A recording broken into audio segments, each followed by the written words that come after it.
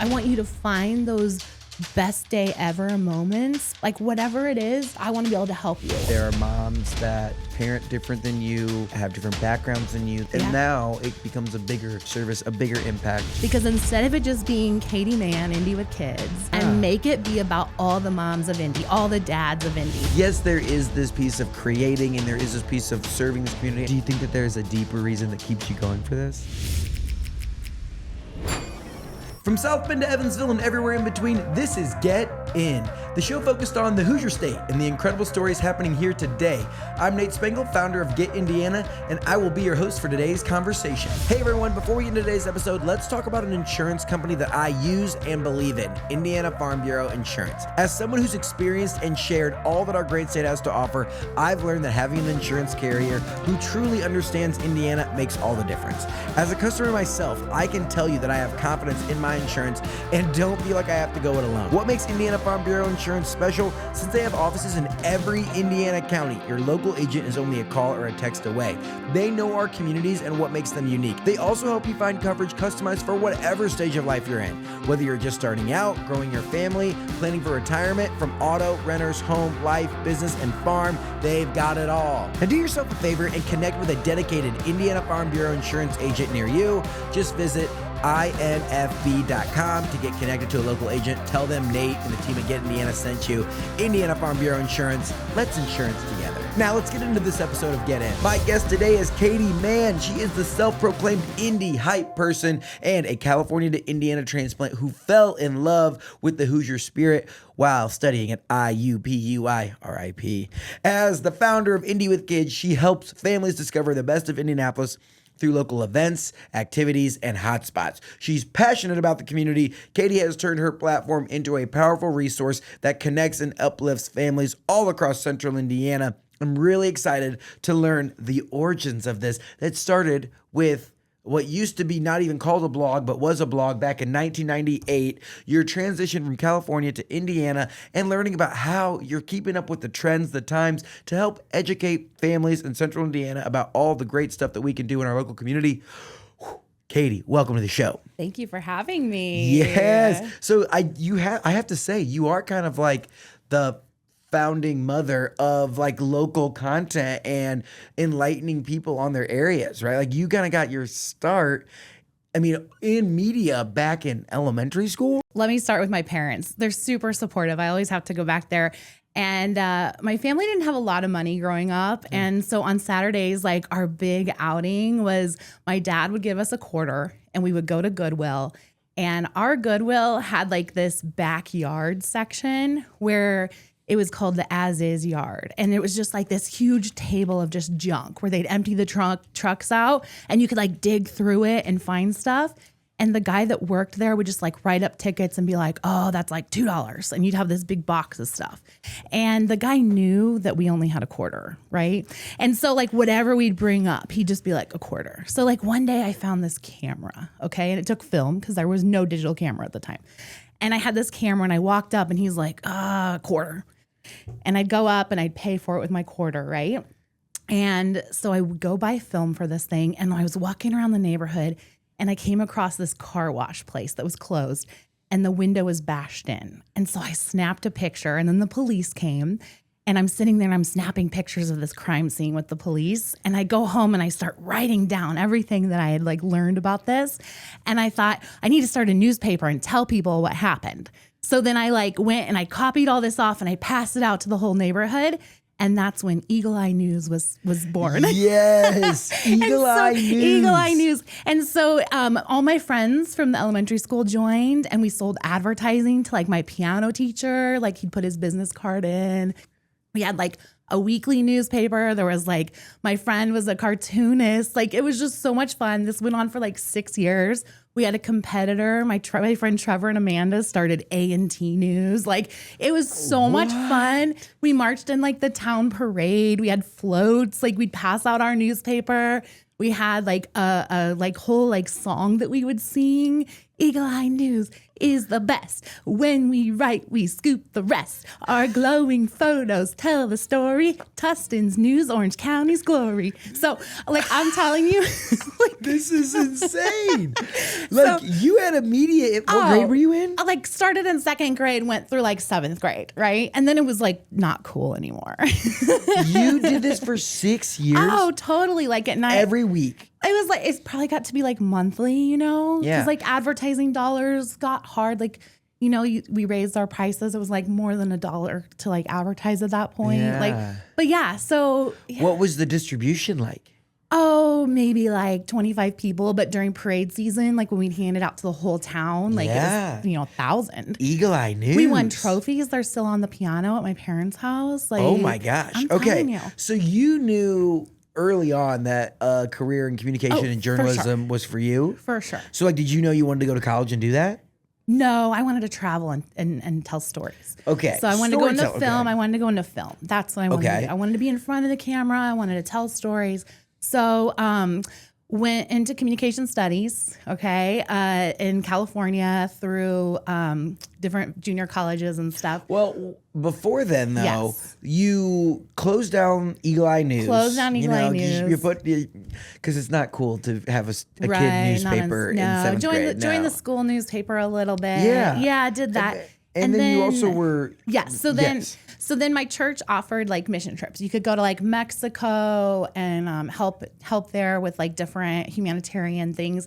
And so while I was there, I would like write on the internet. The internet was born, you know? And so I would go to like an internet cafe and tell people back home like what our group was doing, like update daily.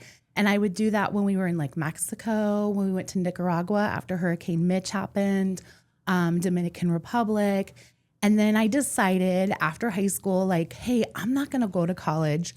I want to keep doing this. I want to go tell the stories of groups that are hurting, that need help. And so I ended up going to West Africa and living on a hospital ship in a little country called the Gambia, right inside of Senegal. And yeah, I know, right? What? And so I would write back home and tell people what I was doing. And it was supposed to be a 2-year commitment. And I was going to travel along the coast of Africa with this hospital ship.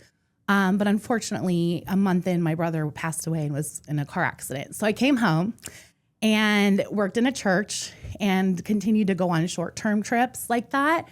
And then decided that I wanted to come to Indiana. So okay. I know. Wow. A lot to unpack there. So much. So how were you like finding these volunteer organizations and saying like, hey, I'm going to go, because you were going on mission trips with your church? Just all through my church. Yep. All through my church. And that's how you found the hospital ship? That's how, the hospital ship I found through an organization called Mercy Ship. Okay. So you were like, how old are you at that time? 18. You're 18 and you're like, Yeah. everyone else is going off to USC to go like, tailgate football games. And I'm going to a hospital ship in this tiny country off the coast of Africa. I just wanted to help people and tell their stories because I felt like growing up in Orange County, California, like there was so much privilege and we the things that you saw were just like things that everybody saw. I wanted to see something different, I worked in my youth group locally for a long time and then I just wanted to change. And so I applied for a job here in Indiana and the youth group here interviewed me over the phone just randomly one night. And they asked me, they're like, what kinds of things would we do if you were our youth director?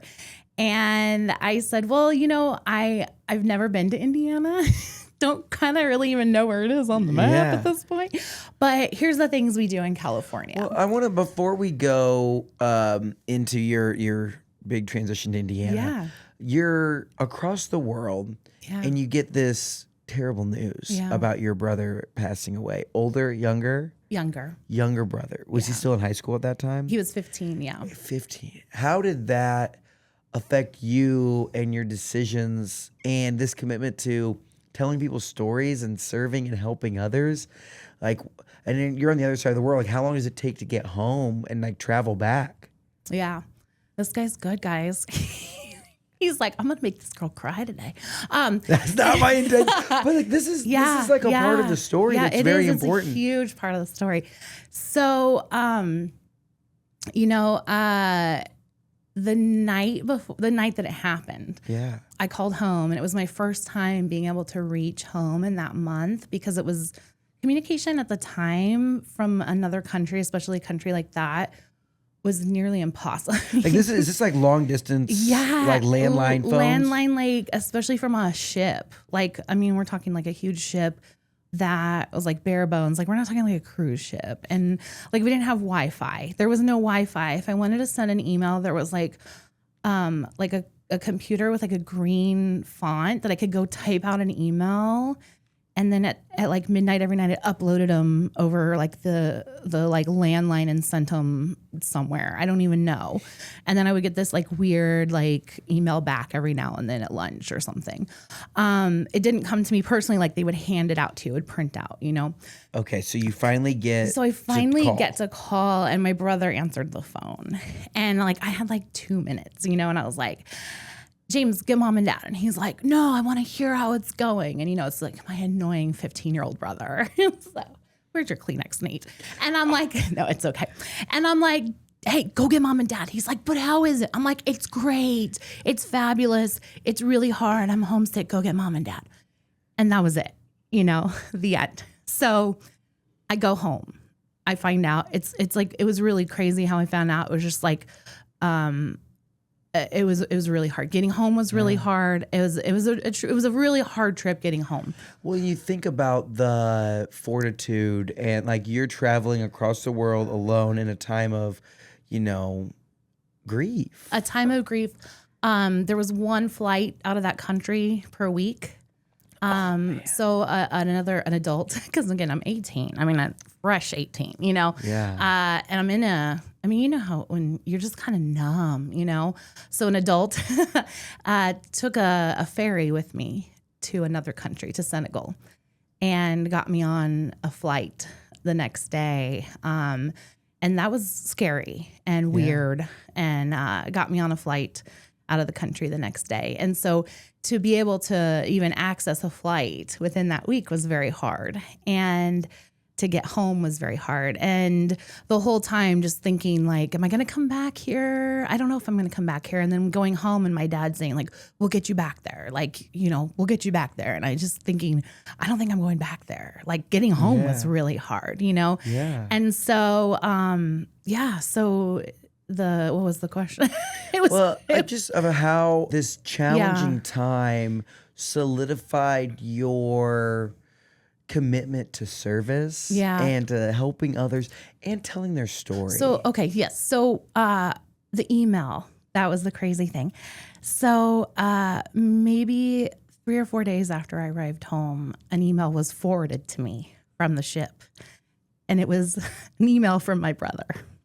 And it was the most amazing, kind, mature email that you could ever receive from a 15-year-old boy. Oh, gosh. You know? Yeah. Like, so loving and so powerful. And like, my brother was not like a perfect human being. And like, at the time, like, when you're like this person who like believes in God and who loves God and is who's doing something for God, and you're just like, oh, like, you know, this is my life and I'm out here serving this God that I believe so powerfully in.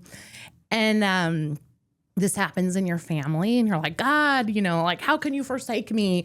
And then you get this email from your brother who's like this typical 15-year-old rollerblader. That was the thing. Yeah. He's like, dude, like, you're like this inspiration to me, and like what you're doing is so radical, and like I it's just like such a like cool thing, and I'm gonna tell people at school my testimony, and like this really makes me look at God and think of him in such a cool way, and I totally believe in him. Like, to receive that email, like, from beyond the grave is like, what the heck, you know? Yeah. And like, so any sort of like doubt or like anger that I had was like, whoa, you know? Yeah. Well, in the moment you can think, I'm sure there's a lot of like, why have you forsaken? Why us? Why, like, we were I was devoting my life to service, you know? Yeah. And then Did that email kind of snap you It helped. out of, and then help? And it gave me another story to tell, you know, and I've got lots of moments like that in my life, you know. Yeah. And that was a big one. So as things go on, you're like figuring out what comes next, and you're like, you know, service. You talk about you end up finding this job in Indianapolis. Yeah. How did you find it? I honestly posted my resume online on a. It seems like you were pretty tech savvy. I am. Yes. Yeah. Like this is like early 2000s, like 98, 99. When do you end up? This is early 2000s. Okay, yeah. So 2001, 2002. Yeah. You post your resume online. How are people finding this? So this is on a website for youth directors looking for jobs called Youth Specialties. There you go. There's a website for everything, Nate. You know that. Of course. Yeah, so I posted it on there. Now. I was getting ready to go out with my friends. The phone rings, and it's a room of people, which now you do a Zoom call. And they said, hey, we just did a bunch of interviews, and they didn't go so well, but we were looking online. We found your resume. Would you have time for a quick interview right now? And I was like, okay, you know. Let's do it. Let's do it. And so they had a bunch of people in the room. They asked me a bunch of questions. Was totally not prepared. Again, did not know where Indiana was on the map. Was like, okay, Indiana, where are you? You know, and they had some kids in there from Indiana and they were helping out with the interviews, and they asked me questions, and then asked me like, what kinds of things would we do if you were our youth director? And I was like, well, what kinds of things are there in Indiana? And I said, well, here's what we do in California. Here's some things I've done with my youth group in California. And I said, but if I was your youth director, I would find every single thing there was to do with kids in Indiana. So, foreshadowing. Mm-hmm. And so the next day they called me. They said, we want to fly you out here and meet you and get to know you. And so a day or two later, I was on a plane, and they picked me up from the airport, took me straight to the Indiana State Fair. Oh, and she's been hooked ever since. And I've been hooked ever since. It was such a great weekend. I loved all the people here. Didn't meet a single bad person. Everyone was kind, friendly, opened up their home. I stayed in their homes, like went from different families to you are a risk taker. I am. Oh, totally. I mean, like from a hospital ship off the coast of Africa to just like, oh yeah, I'm going to a job interview and I'm just going to stay at these people's homes. Like, I mean, it's Indiana. That's fair. You know.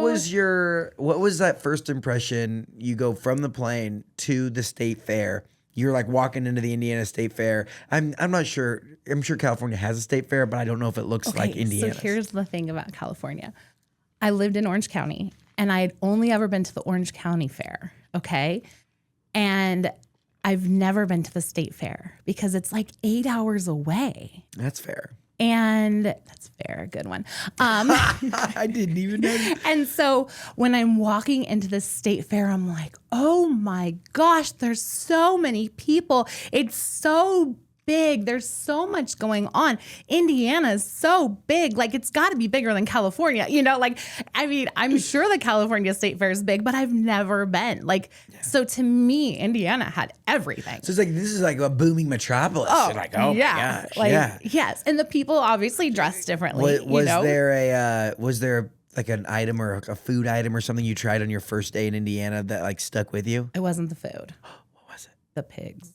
The pig. Mm-hmm. That's what you remembered about Indiana. I was like, I had never seen that. I've not been around pigs before that. Oh, and okay. I was like, oh my gosh.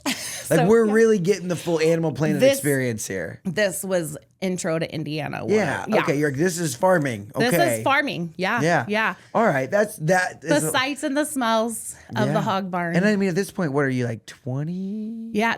I turned 21 on my final day in Indiana. Spent my 21st birthday here. Yeah. Yeah. Iconic. Okay, so then you go through how long is the interview process? Like 3 or 4 days. Yeah. Wow. And you decide, like, you get offered the job, and I got offered the job at breakfast on my flight out. Yeah. So you go home and you're like, hey, I'm like, family. I'm moving to Indiana. Had a big 21st birthday bash, goodbye party. Dad and I packed up the U-Haul, drove cross country. I could not wait to get here. My first time living on my own. He helped me move in to a property that was right on the church property, got me all set up, and then I took him to the airport, and then a tornado hit. Greenwood tornado of, what was that, like 2002, the one that took out the Baxter YMCA, the Galleons, the Greenwood Mall. I mean, it was like crazy. I mean, it was insane. Was he gone? Yeah, it was welcome to Indiana, Katy. I mean, it was so scary. I had never experienced a tornado in my life. I remember calling my friend as I was trying to get from my house to the church, because the church had a basement and I did not. And she's like, is it real quiet? And I was on my little cell phone and I was like, yeah, it's real quiet. And she said, I think you're in the eye. And I was like, what does that mean? You know? Like, watch the movie Twister one time. I know. Well, apparently there's not an eye of a tornado. That's like a hurricane. That's a hurricane. I didn't know. I mean, I was just, it was crazy. Yeah. So welcome to Indiana. Welcome to Indiana. And I'm here. This seems like challenging. Like you're experiencing adversity all these times you try to go out on your own. Oh yeah, but I'm here. Yeah. And then I ended up meeting my husband on a conference call, like the first month that I'm here. He was on the conference call. I was on the conference call. We were both the two youngest people on the conference call. He invited me to his birthday party, and we got engaged the next day. So the next day? It was like the next week. Like we got engaged on our first date. Yeah. And we've been married 21 years. Wait, what? I know, Nate, this podcast will go on too long if I tell you everything. What? I got to go high level here for you. Okay, that's fair. Yeah. We'll have to unpack that in version 2 of how you just, when you know, you know. You know, you know. When you know, you know. Okay. So somewhere along this journey, you continue to lean into this activities to do with children around Indianapolis. Yeah, so there's not really internet at the church that I work at. No one has high-speed internet. Some people do, but not in Greenwood. So I have AOL dial-up at my house, so I would, run across and try to look things up. But nobody had websites at the time. Like, if your business had a website, like, that was crazy. So you had the yellow pages, and I had a car. And so I would drive around and look at things to do for kids.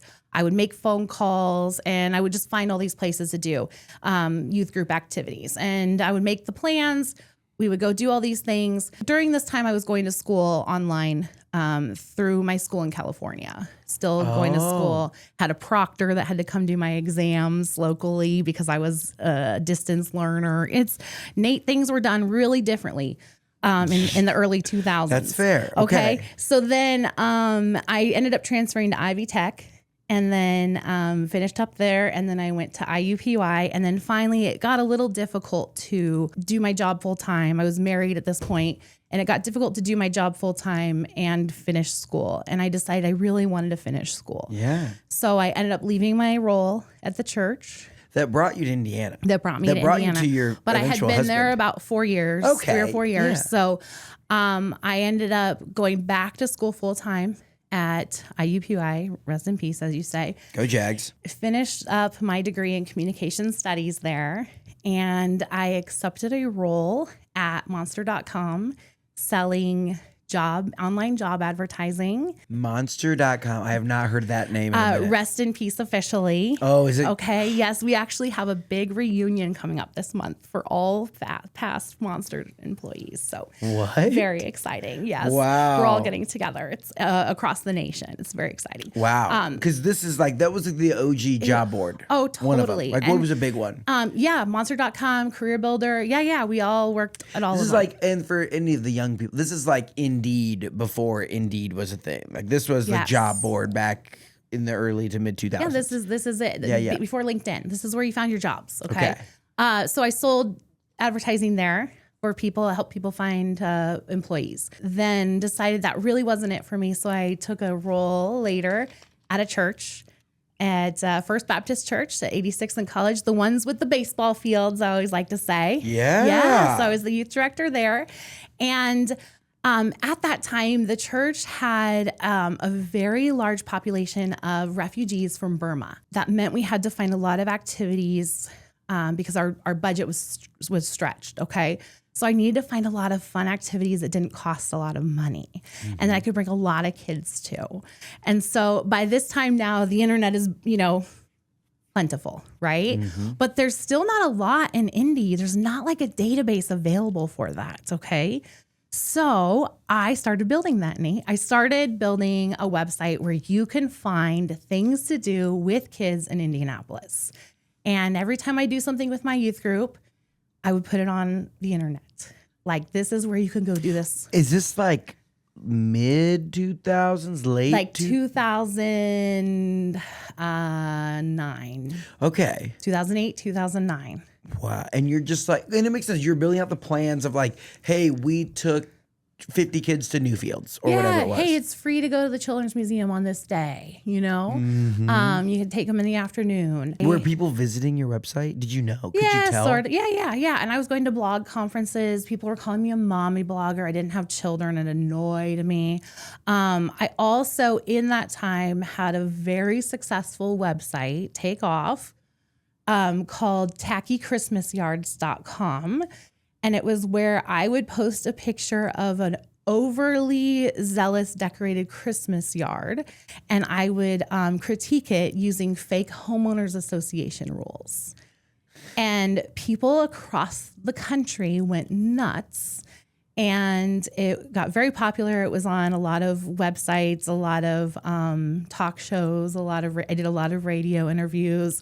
What? Yeah, it went bananas. That's so fun. So it was like, that was like in 2009, you went viral. Very viral. Yeah. This was like, and tackychristmasyards.com. Very viral. Yes. Okay, yes. I love it. Chicago Tribune. Everybody loved But like it. you're like a modern media expert at the time of 2009. On accident. Yes. But like, but this started by putting stuff at internet cafes in 1998. Yeah. Like you were learning, and this actually goes back to even Just telling putting out stories. Yeah, Just telling stories people back stuff. with Eagle Eye News in second grade. Yeah. And so how were you learning about websites and putting stuff out there? Doing it. Just doing. You just do it. You just do it. And you talk to other people. The more you talk to people, the more you know. Yeah. You learn stuff. So you go viral with the Christmas yards. And I decide I really like not only just telling the stories, but having people listen to me. I like telling stories. I like having people. Yeah.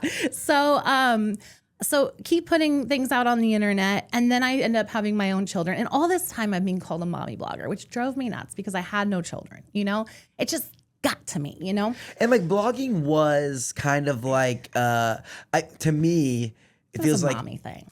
Sometimes what like influencers are today. Yeah. We're like this, and this is no offense to influencers. I know. It's great. It was women. But like a lot of times like you'll see the stereotype would be like stay-at-home moms that like talk about what's going in kids' lunches and this, that, and the other thing. And it's like whether you have 100,000 followers or you have 10 followers, like everyone kind of posts the same aesthetic. Right. That was like what mommy blogging was exactly. in And 2010. It got me, Yeah. It really got me. So finally I had a kid and it was fine. You could call me a mommy blogger, but it still got me. So I started having children, and I had a friend in Pensacola, Florida, who had a website called Pensacola with Kids. And I said, hey, I'm already writing about where to take your kids in Indianapolis on my other website. What do you think if I do Indianapolis with Kids? Would you think that I was stealing from you? And she said, no, you should do it. In fact, there's lots of women in this Facebook group that are already doing it across the country, and we all help each other. You should do it, and you should join this Facebook group. So I started Indianapolis with Kids, which ultimately evolved to Indy with Kids, because Indianapolis with Kids is a big mouthful. Yeah. I joined this Facebook group. This is a Facebook group in 2010, 2011? 2010, yeah. I didn't even know those existed. They existed. And it was called a hyperlocal Facebook group. And it was, a handful of women. And they'd be like, hey, it's strawberry season. Go post about picking strawberries. So we'd all post about picking strawberries, and it's across the country. And it took off. People loved it. There was nothing like that here in Indy. There was nothing like it.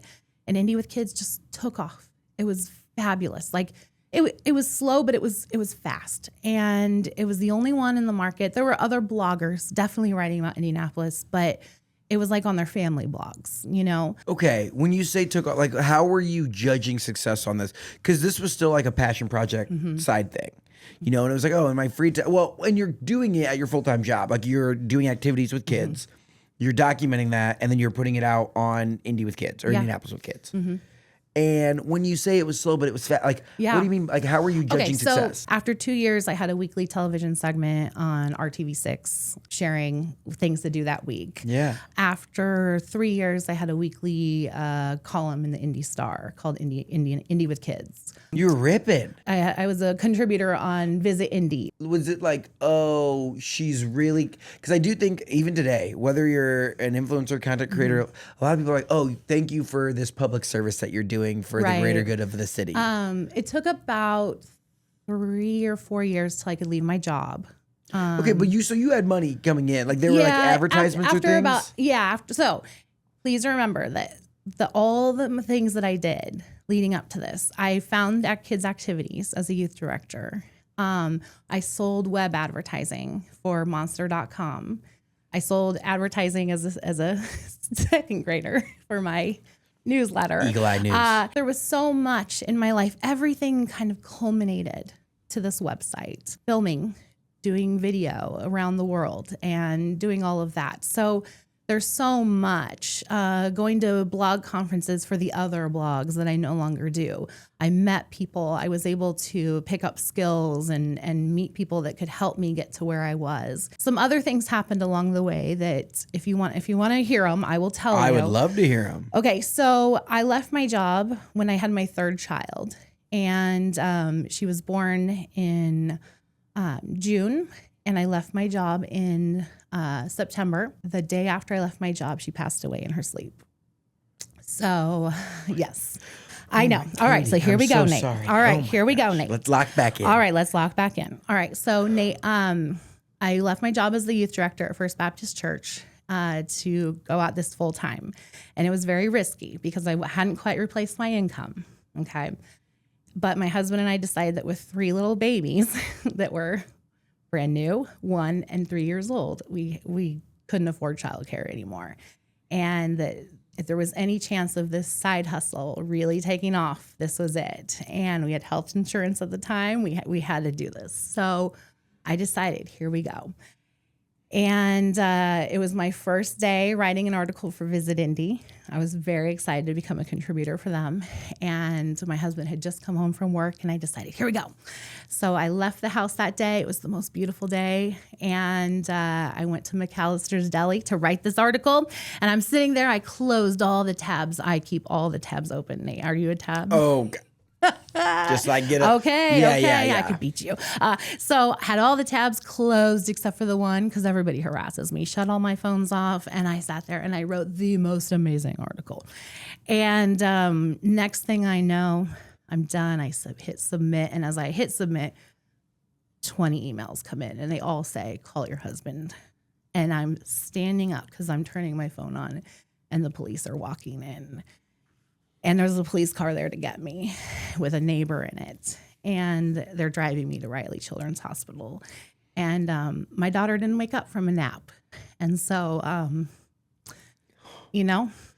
just that's adversity. That's every adversity. time I step out, I'm telling you. You like go out on your own to like, whether it's the boat in Africa or Indianapolis, and there's like this adversity. I'm so sorry to hear that.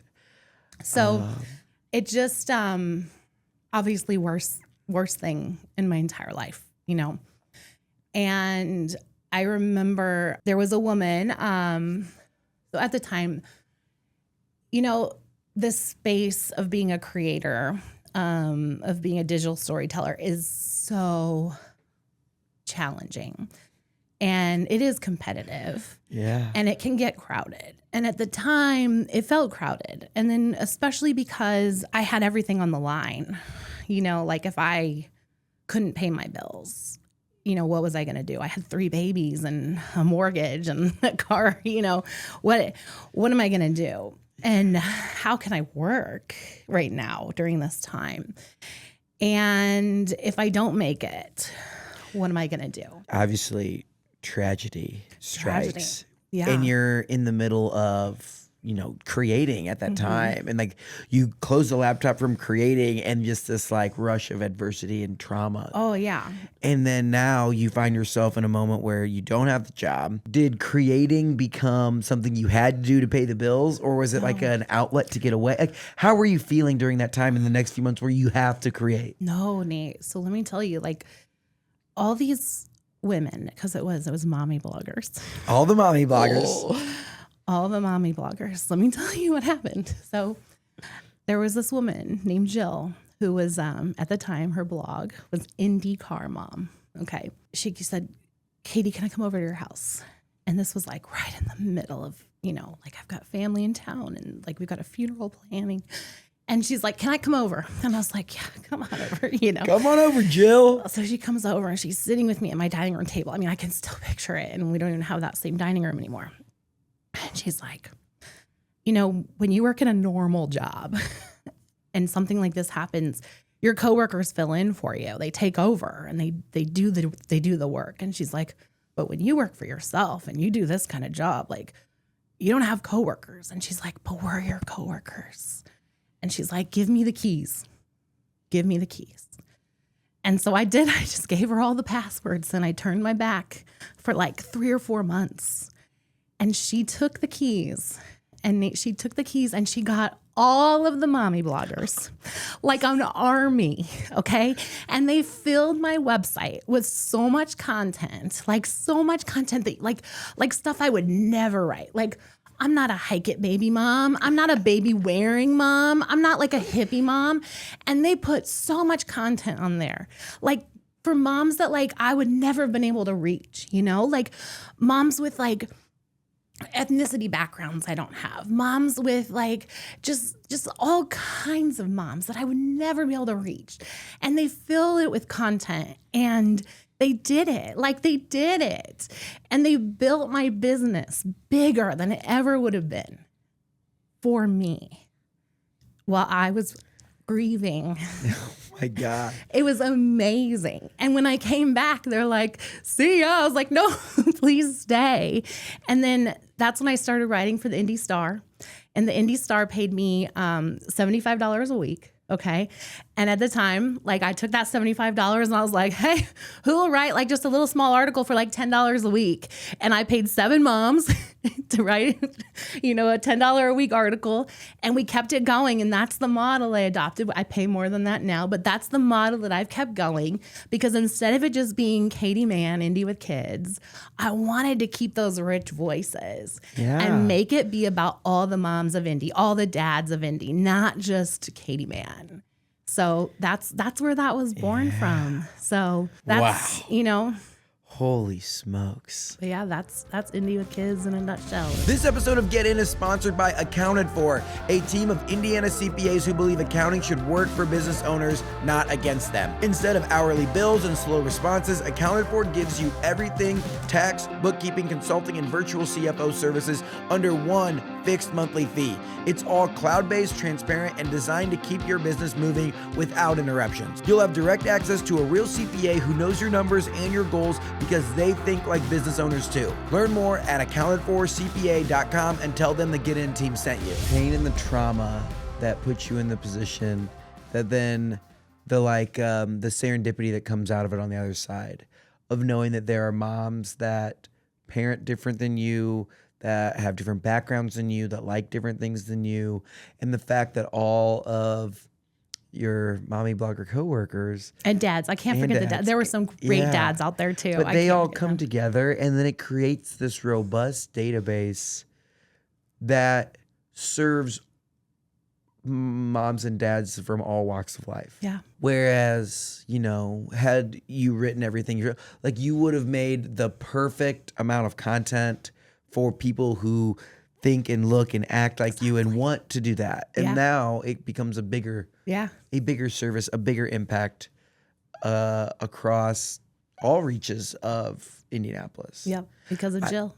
Shout out Jill. Yeah. Is Jill still blogging? She's not, and she has moved. She's in Missouri now. So, well, yeah. And most of those women and men are not blogging anymore, but I am so forever thankful for them. You've been doing Indy with kids for almost 16 years now. Yeah.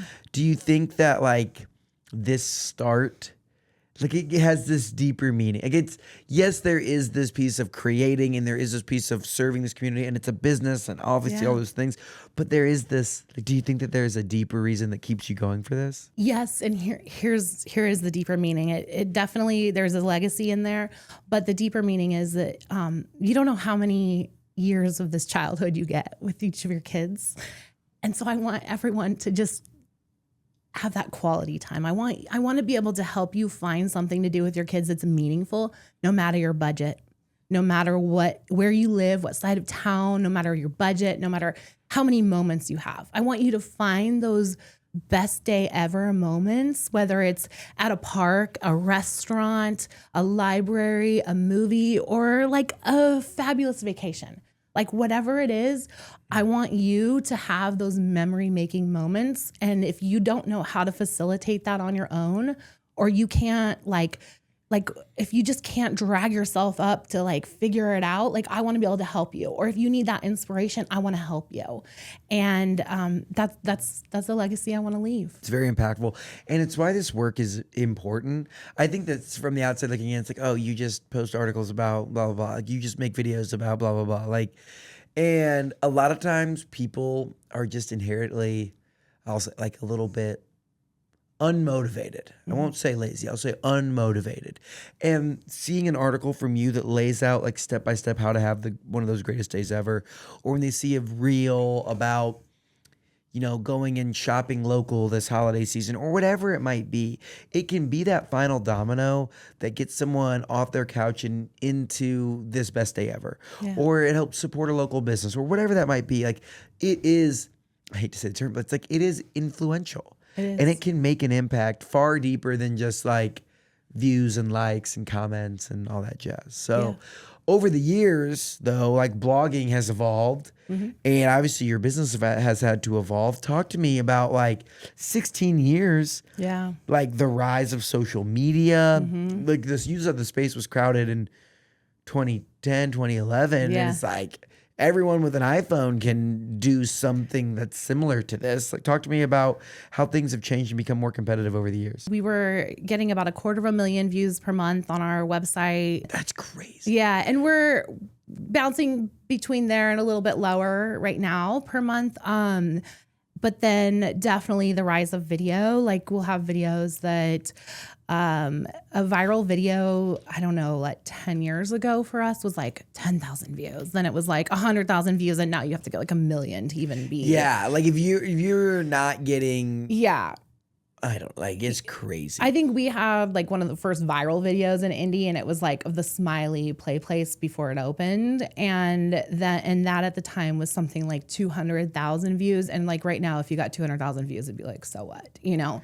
Yeah. You know? I'm like, dude, and I like try to crack that code. Good luck. Oh, like, you're doing great. You're doing great. But yeah, so it's just been, it depends on where you want to put your energy. And like for us, it kind of, we bounce around. Like sometimes we'll put all in on video, but for us, it's been for the last couple of years, content online digitally, just because that's what is feeding my family right now. And right now, and then also for me, I always wanted to be a published author, and mostly I kind of wanted to write fiction, but that's not where I'm at this point in my life. So I wrote 2 books. The first one was Indianapolis Scavenger, and this is a scavenger hunt of 19 Indianapolis neighborhoods, specifically Indianapolis. So what it is there's like a little photograph and then a rhyme. Yes. Oh. Like 300 little rhymes in there. This is great. Number 12. I already know it. Okay. A symbol of promises etched in steel on a red bridge locked with true love's seal. A link between shores for bikes or for feet. Cross over to see where lovers oft meet. That I don't think those locks are there anymore though, because I think that they redid that bridge in Broad Ripple. They'll be back. But it's like right over there, you know, kind of over by. Yeah. Indianapolis Art Center Yeah, area. just down from there a little bit. Yeah. Yep. Okay, wow, that's a good one. So that's the Broad Ripple neighborhood. Yeah. Ooh, head south on the corridor of Shelby Street, past Tales and Stories. Half a mile on your feet, turn onto Carson, where the road slightly bends, with a tall staff in hand.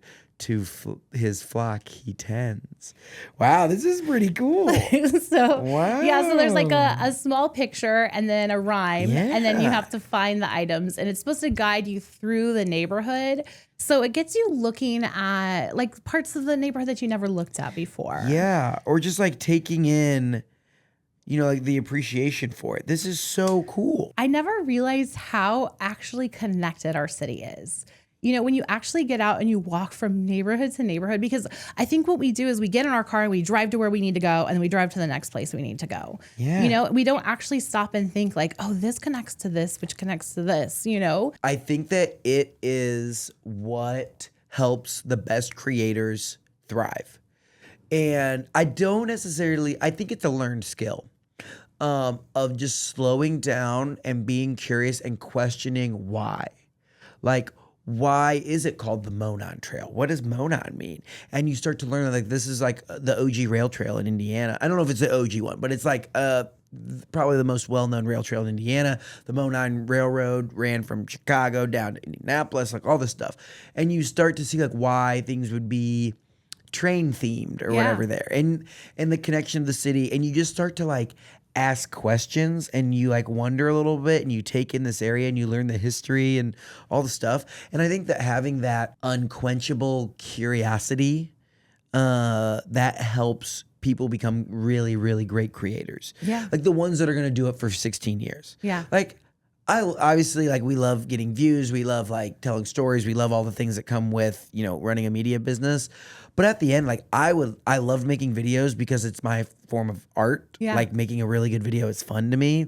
And I love being curious and like learning the true stories behind this. And it's like, I would do this if I had to have another job. I would still want to do this, right.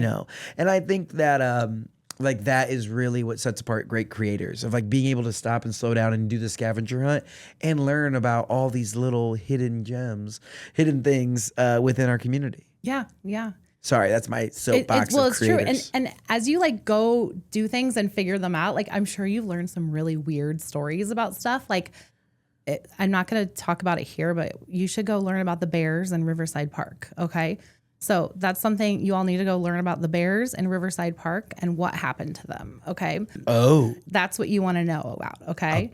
Oh my God. Riverside Park has a racist history that I think we probably need to talk about more. Is there was an amusement park there that Black people were not allowed to go to, and then they were allowed to go to on certain days.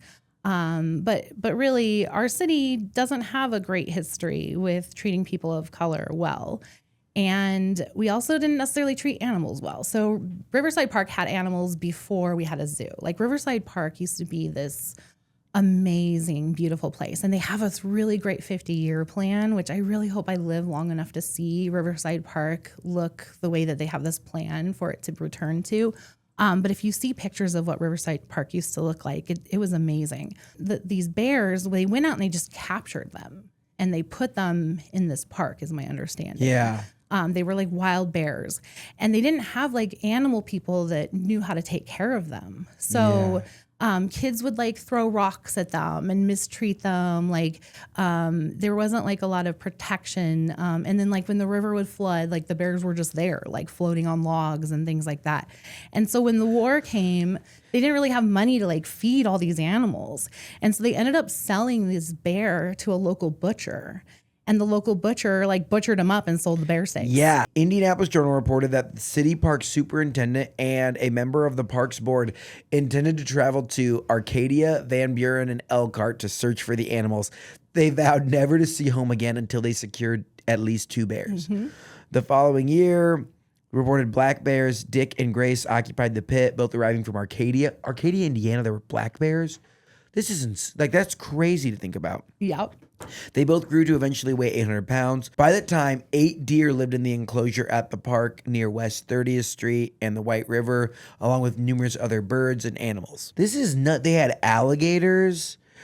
Remember, we didn't have a zoo. This is Yeah. a precursor to us getting a Couple zoo, of black bears. Yeah, this is kind of like the OG, but like animal rights and like animal activists and stuff like that wasn't really a thing. I think the subhead here in the article is the bear pit meets its demise. Meets MEATS.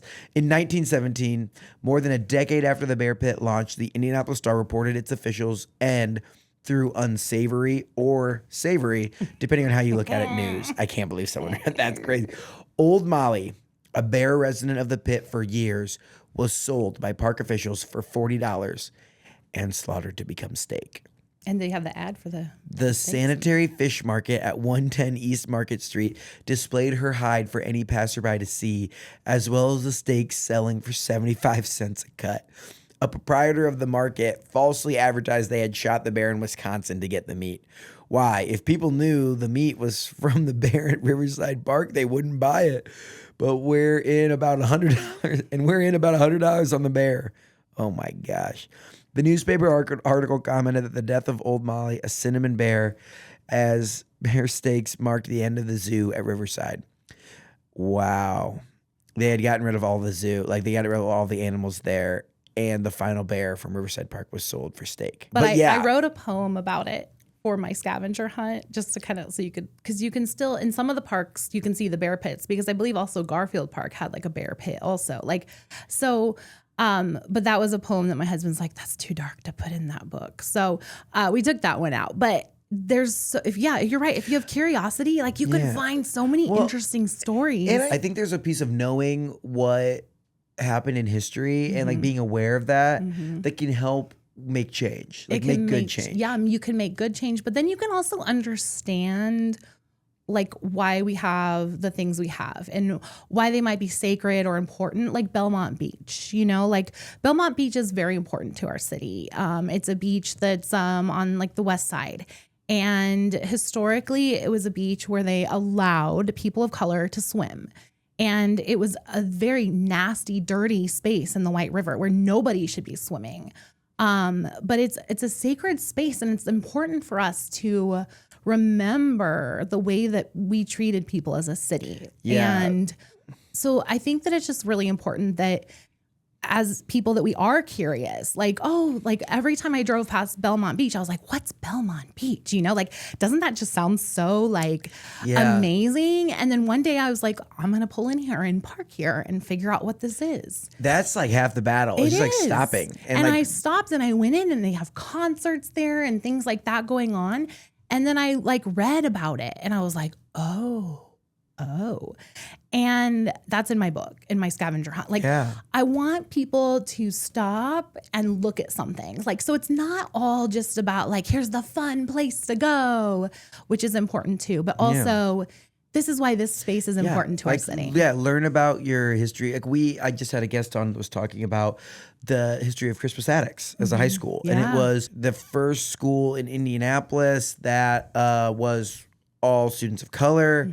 They were the first state championship basketball team that was all students of color as well. The professors they had there a lot of times like weren't allowed to, if they were people of color, they couldn't get into colleges, so they were at Crispus Attucks High School teaching. It was insane. Was the only public high school in the city designated specifically for African Americans. So that's like a very integral part of our downtown community, and just like the great like 5-star generals. It was crazy. That video, and they have a museum there. Yeah, and you can learn about that kind of stuff if you see that museum there. And I think that's a museum that a lot of people don't know about. And so because that's not like a fun one that people will go, oh, hey, let's go visit this museum. You're not going to see that on all those travel bloggers. Reels and stuff. But but it's important to our city. I do think that that's also a piece of how can you, because a lot of these things have marketing materials and stuff, but a lot of times it just doesn't come across as maybe not fun or exciting, or just not delivered in a way that is like compelling of telling people why it would be important. Like, you should go to the Crispus Attucks Museum to learn about this culturally very, very relevant high school in Indianapolis. And like, if you find like the right medium to tell these stories, you could actually, get people. Like, I was up at the Studebaker Museum, an old car museum up in South Bend, and I loved it. I thought, like, not because I'm a car nut, but if you were a car nut, you would love it there. But like, it's history. Like, this was, I believe they said in the time at the turn of the 19th to 20th century, so that'd be 1800 to 1900, there were like 5,000 wagon manufacturers, and less than 10 wagon manufacturers were able to successfully convert to automobile, and Studebaker was one of them. So like, it ends up being like a 150-year-old company that made wagons and automobiles and boom times and bus times and war. It's crazy. And like, I just read all these plaques and I was like, oh my gosh, that's so cool. So that's my tangent about stopping and, being curious. Talk to me about, what's occupying your time today, what we can expect in 2026 from Indy with Kids, and just like why 16 years later you're still excited to be doing this kind of work. Obviously, I've been writing books. I'd love to write a children's book. I'd love to write some fiction, not about Indianapolis necessarily. Maybe it would take place here, but my children are occupying my time. I have 4 children who are very active. They're in baseball, theater, show choir, cheer. You got everything covered there. Everything covered. I'd really like to help them launch some of their interests. They're interested in a lot of things. So my son is interested in going to every single Major League Baseball stadium in the world. So that's sick. Yeah, this year we're headed to Toronto in 2026 to check out their field. So heck yeah. Yeah. That's fun. We're traveling a lot, doing quite a bit of travel content for the Indianapolis audience. Has it been hard as more creators in different mediums have gotten into the space? Not really. It hasn't been hard. There's so much out there and there's so many stories to be told, honestly. And I think because we have an audience, we really do. We have people who listen to us, who follow us, and there is a space for everyone. There really is. If you're going to do it right, and if you're going to follow through, and you're going to do what you say you're going to do. Yeah. I think that's the most important. And if you do it with care, if you care about the stories you're telling, and you care about the people, then there's going to be a space for you. So, no. And then with Indy with Kids, we're just going to keep doing what we've always done and adjust for what people are looking for. And I remember a friend told me a year in, she says, what are you going to do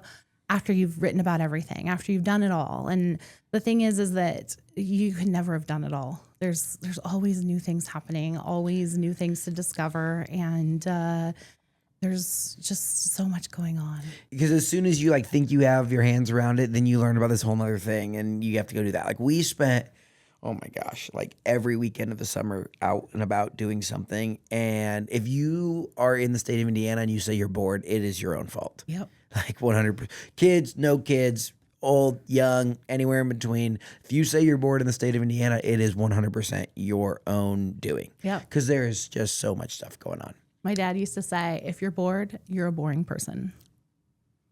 And that's where we're gonna transition into our final portion where we talk through some fun. Obviously, we're gonna get some recommendations. We haven't even talked about things to do in Indy with kids. We've talked about Indy with kids, but not things to do with kids in Indy. Okay, so this next question is brought to you by our friends at JC Hart. They're a leader in creating enjoyable living experiences at apartment communities all across Indiana and beyond. Check them out at home@jchart.com.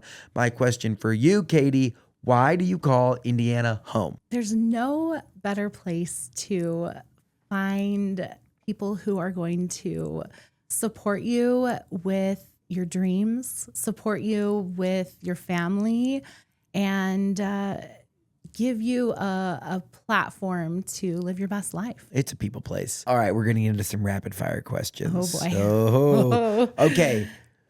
Zero planning. We want a kid-friendly outing. We don't want a lot of stress, not a lot of... Where am I going? What time of year? Holiday time. There's this place called Post Road English Gardens. And as long as they're doing it again this year, they have these little cottages called the Christmas cottages. It's a floral shop. Okay. So if your kids are like a bull in a china shop, this is not where you want to go. But if your kids are really good at kind of looking and checking things out, they have these 4 little cottages that they go over the top decor in that you can walk through, and each one is like a different theme during the holidays. And like one year in one of them, it snowed when you walked in. One year it was like all elf themed. One was all angel themed. One was Santa themed. And in the evenings on some weekends, they'll have like Santa there. They'll have a bonfire outside with s'mores, and it's great. That's awesome. Post Road English Cottages. Yeah. Post Road English Garden. Post Road English Christmas Garden. It's the Christmas cottage. Wow, that's a good one. Now that we're gonna get so many things. I do not have kids, so I have not dived into this portion. As an adult, I went there without my kids. I haven't taken them because my kids are crazy. There we go. Okay, if someone out there was thinking about moving to Indianapolis, they had kids, what neighborhood should they look at? Whitestown is like really up and coming. I feel like they're making a play for it. Fishers has a lot going on. I mean, I don't know about their property taxes. Like if you're not we're taking just it, talking just about talking raising activities. kids. Okay, so like I feel like Fishers with their new community center is just blowing up. They've got also the agri park. I think they're putting a second agricultural park in. Yep. They've got the water. They've got everything. So I feel like maybe Fishers, but I choose to live in Indianapolis close to downtown just because that's where I choose, and it's close to everything, and I'm right off the highway. But I mean, if someone was like, Katie, like I'm sell me on Indiana, I'd probably be like, go check out Fishers. I always want to look at like where the most strollers per capita are. Like where are people and it's definitely the north side suburbs got a lot. But I'm curious about like the places where, you know, you could be close to the Children's Museum. You could get down to Indians games. Like I'm right off 65. There we go. Yeah. Okay. You got on your site, you guys cover a lot of kids eat free deals. Yeah. What are a few of the best kids eat free deals in Indiana? Ooh, okay. There's this one called CR Heroes. Up in Fishers. Up in Fishers. North Sorry. side. Yeah, Fishers. I'm sorry. All right. So CR Heroes is a really good one because, I mean, they have these like bougie kid drinks that are really fun. My kids are always like, can we go to that place with the fun kid drinks? They have like a balloon person there all the time. Anytime IHOP does a kids eat free, my kids are all in. But CR Heroes is kind of the local one. The local one. Well, that's fair. CR Heroes, we love that. One of my friends, his family lives up there. Like his parents live up there, and he swears by CR Heroes. It's like his favorite place. Yeah. Shout out, Will. Take us through the risk of leaving a stable job to start your own business in the creative space. I think there's a lot of people out there that maybe make content, but haven't made a jump to try to figure out the business model and do the whole thing. Do you have advice? Do you have, I don't know, any war stories or anything like that that's like you should or should not do this or what to think about? I don't regret it. I have no regrets. It's weird because I'm on LinkedIn, of course, and I love looking at jobs on LinkedIn. And every time I look at these jobs, I'm like, oh, this looks like such a fun job. And there are so many really cool creative jobs out there where I feel like the skills that I have right now and what I'm doing, I'm like, oh, I could totally land that job. Like that would be so fun. Like I could work for all the organizations that I'm promoting on my own business. I could totally work for any of them. So I think that if you look at those jobs on LinkedIn and you have the skills that you could land those jobs, then you're ready to go out on your own. You could totally do this on your own, and just make sure that you have a nest egg. That was probably my biggest downfall, is that I didn't have that nest egg. And make sure, like we did have all of our debt paid off. That was the big thing. Make sure you don't have debt. Yeah. Make sure you have a nest egg. And my thought is too, is like you can always go get a job. You can always go get a job, but maybe not in this economy. Like I said, it's a different time, Yeah, that's fair. I mean, I don't know. I still think there are great businesses out there that always hire good people. And I'm 28. And I was like, the higher up you get, the more money, the more life creep, like all this stuff happens. It's like you have it and you have a passion. And I think a lot of people are like, chase your passion. But you also have like some reasoning behind it where it's like, hey, my business makes money. Yeah. And like I have a system here and maybe, a little bit of stability. Go out and chase it down. I've had a great time. It's been very challenging. Yeah. But it's also been so fun and rewarding, and we get to do fun things like this. So I think it also depends on where you are in your life, like health insurance, children, things like that. You got to take everything and add it all up. But quit your job and go do it right now. Do it Just right now. Send it. Yeah. Amazing. We've come to the final portion of the show where we ask all of our guests the same 3 questions that are all about the state of Indiana. Okay. So, first question. From California, you moved to Indiana. You've become a huge champion, advocate, cheerleader for the city of Indianapolis. If you could just shout it from the rooftops for the entire world to hear, what's something the world needs to know about Indiana? This is a place that will give you the space to be who you are and have what you want and go out and get it. Bang. Mic drop. Okay, this is where we get enlightened about places, things, parks, restaurants, whatever it might be in the state of Indiana that not enough people are talking about. What is a hidden gem in Indiana? How about the Hague Road Nature Haven? The Hague Road Nature Haven. Yes. What is this thing? I hate to tell you about it, and a friend of mine is going to be really angry that I'm telling you about it. It's a nature haven. I mean, it's a nature park. It has water. It has hiking trails. It's beautiful. It has a plan for park development, but for now it's just beautiful. The Hague Road Nature Haven is a 43-acre site located at the southeast corner of State Road 38 and Hague Road. With its wooded landscape and with Cicero Creek snaking its way through the park's property, plenty of trails to travel down, Hague Road Nature Haven will satisfy any urge for adventure and exploration. The creek is our favorite place. Wow. So I hate that I told you this. Wow. I mean, Can we rewind? The world's going to know about now. So. Okay. And finally, this is where we get guest recommendations or learn about people that are doing inspiring things. Who's a Hoosier we need to keep on our radar? Someone who's doing big things. I think you need to keep Jillian Deem on your radar. Yeah. She's fabulous, co-host on Fox 59, Indy Now. She's just recently had a baby. I was going to say, when we had Ryan on, I think that he said that she was getting ready to go out on maternity leave. Yeah, she is coming back, and she has done so much in her career. And now that she's a mom on top of that, like, I cannot wait to see just how this changes her. And it'll just be so interesting to see just what she does with this and how her career looks now. Yeah. Wow. That is awesome. Yeah, we need to have her on. We had Ryan on to tell that side of the story. Now we need to hear the other side. She's so talented. She is so talented, and I just can't wait to have her back. So heck yeah. I love it.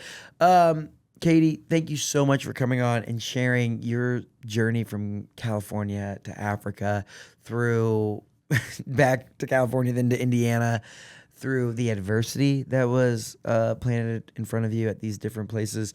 Obviously, it has all led you to where you are today, making a huge impact to help create these best days with families. I think that that's so impactful. Don't judge a book by its cover. Like, I think people see like Indy with kids, it's all fun, it's all this, but like just like the scavenger hunt and your journey to get here today and your entrepreneurship, growing your business. This was one that it's an incredible conversation, and I'm really honored that you shared it with us today. Keep up all the great work. I love it. I mean, again, as you visited all the places and the new places pop up that you have to go to, we really, really appreciate you coming in today and sharing the story. Thank you.